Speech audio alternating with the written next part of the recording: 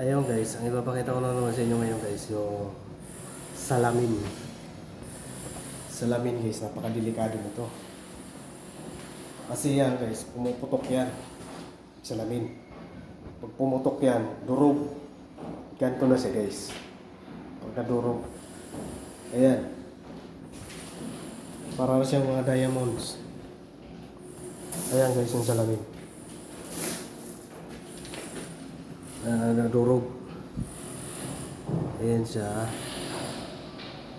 Ayan guys, oh. Pumuputok yung salamin.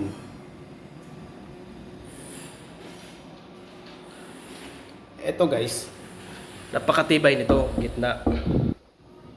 Kahit batuhin mo yan sa gitna na to, hindi yan madudurog.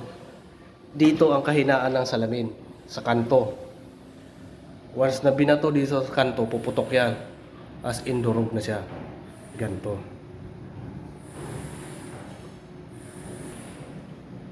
Ayaw guys. Thank you for watching and God bless you.